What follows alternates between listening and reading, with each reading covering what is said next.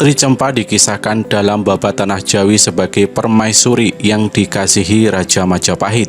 Kisahnya berhubungan dengan Islam di Majapahit. Prabu Brawijaya bermimpi punya istri putri dari negeri Campa.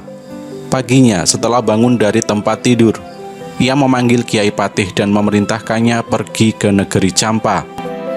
Ia titipkan sepucuk surat untuk raja di Campa berisi lamaran untuk putrinya.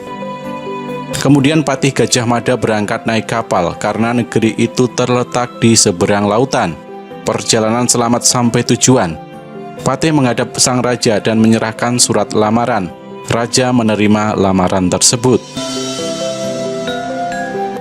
Putri Cempa dibawa ke Jawa. Mereka juga membawa gong Kiai Sekar Delima dan tandu Kiai Jebat Bedri.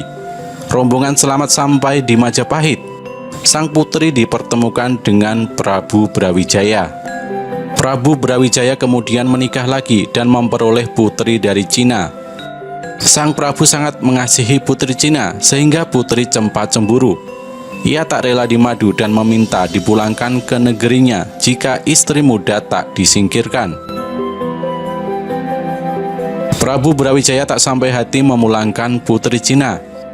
Namun karena besarnya cinta kepada Putri Cempa, ia pun memerintahkan Gajah Mada untuk menyerahkan putri Cina kepada Arya Damar, penguasa Palembang, agar diperistri. Begitulah kisah Putri Cempa dalam Babat Tanah Jawi. Kini kompleks makam di Trowulan, Mojokerto, Jawa Timur diyakini banyak orang sebagai pusara Putri Cempa. Lokasinya tak jauh di utara timur Kolam Segaran. Kompleks makam Putri Cempa atau banyak orang menyebut Putri Cempo adalah salah satu situs ziarah paling terkenal di Trowulan. Kuburan ini pernah dikunjungi oleh JWB Wardenar yang mensurvei tinggalan purba kala di Trowulan atas perintah Letnan Gubernur Hindia Belanda, yakni Thomas Stamford Raffles pada tahun 1815. Deskripsi tentangnya kemudian diterbitkan dalam catatan Raffles, yakni History of Java 2 tahun kemudian. Desa yang berdekatan adalah Trowulan atau Trangwulan.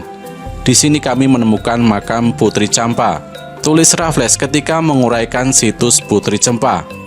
Menariknya di makam itu ada lempengan batu andesit halus. Salah satu sisinya menurut Hadi Sidomulyo terpahat angka tahun 1370 Saka atau 1442 dan sebuah prasasti pendek. Angka-angka yang menyatakan tanggal cukup jelas, tetapi dua baris inskripsi yang menyertainya sejauh ini tampaknya tidak dapat ditafsirkan. Tulis sejarawan Inggris bernama asli Nigel Bollots dalam Gravestone and Candystone, Reflection of the Grave Complex of Troloyo. Makam Putri Cempa kini dikeramatkan. Banyak peziarah datang terutama pada malam Jumat Kliwon.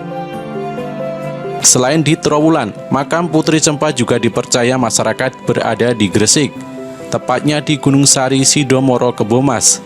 Tak jauh dari makam Sunan Giri, ada bangunan makam dengan cungkup berdinding merah. Kebenaran makam Putri Cempa itu masih simpang siur.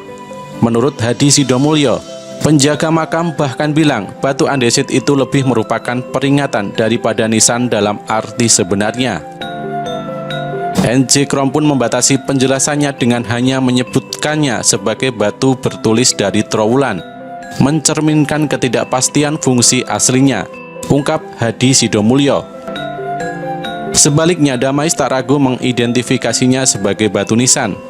Saya pikir kriteria untuk menentukan fungsi dari benda ini tetap terlalu kabur untuk memberikan banyak kepastian. Bagaimanapun menurut sejarawan Belanda H.J. de Graaf dan Pijet dalam kerajaan Islam pertama di Jawa, Putri Cempa merupakan tokoh terpenting dalam kisah Jawa mengenai negeri Cempa. Penceritaan tentang sang putri ini meliputi dua hal. Pertama, cerita lisan yang dihubung-hubungkan dengan makam Islam di Trowulan. Dua makam berdampingan berjungkup di dalam kompleks makam Putri Cempa itu merupakan milik putri dari suaminya Damarwulan yang diyakini sebagai raja terakhir Majapahit.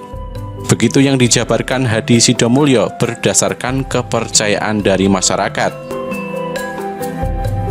Adapun dalam Babat Tanah Jawi dan Serat Kanda, Putri Cempa itu bernama Dwarawati. Ia menikah dengan raja terakhir Majapahit alias Brawijaya kelima. Babat Meinsma juga memberi uraian panjang lebar tentang sang putri.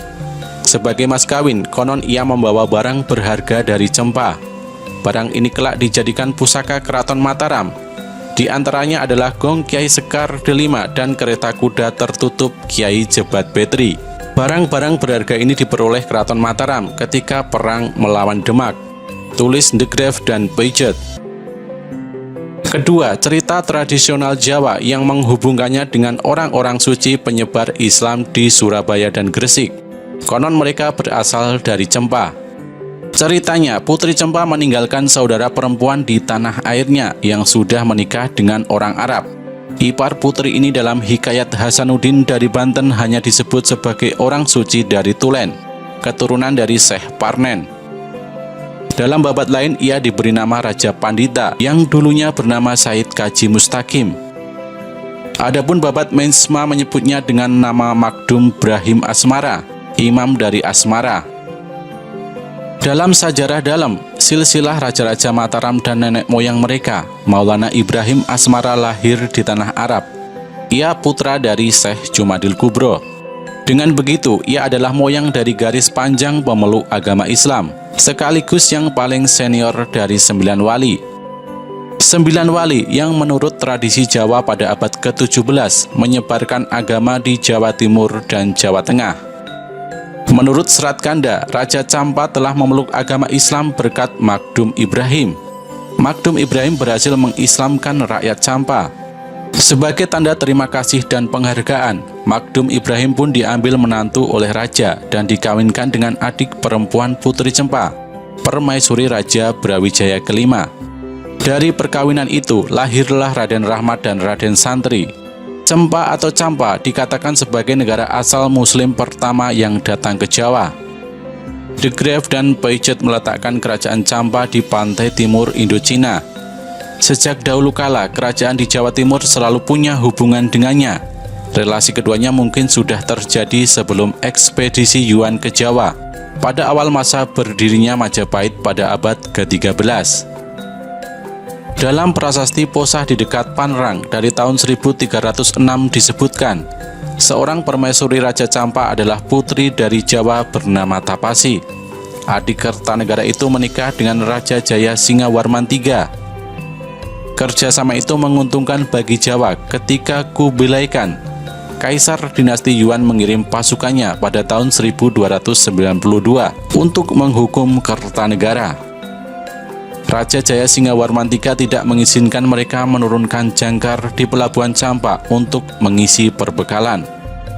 Puncaknya pada abad ke-14 dan ke-15 sebagaimana tercatat dalam Nagara Kretagama. Itu sebabnya mengapa tanpa henti datanglah orang dari semua negeri yang serbaneka, antara lain India, Kamboja, Cina, Vietnam dan Campa, Karnataka, Gaur dan Siam. Catat Empu Prapanca dalam Nagara Kretagama.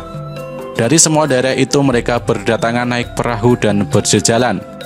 Kerumunan lebat pedagang. Sementara itu, arkeolog Oka Chandra Sasmita dalam Arkeologi Islam Nusantara menyebutkan, makam Putri Cempa yang berada di tengah makam Muslim kuno Trowulan itu bisa dikaitkan dengan hubungan antara masyarakat Muslim di pantai selatan Tiongkok, India dan Timur Tengah sebagai poros pelayaran. Hubungan antara Campa dan Jawa Timur dapat dikaitkan dengan sebuah legenda yang menyebutkan perkawinan antara Putri Campa dengan Raja Majapahit.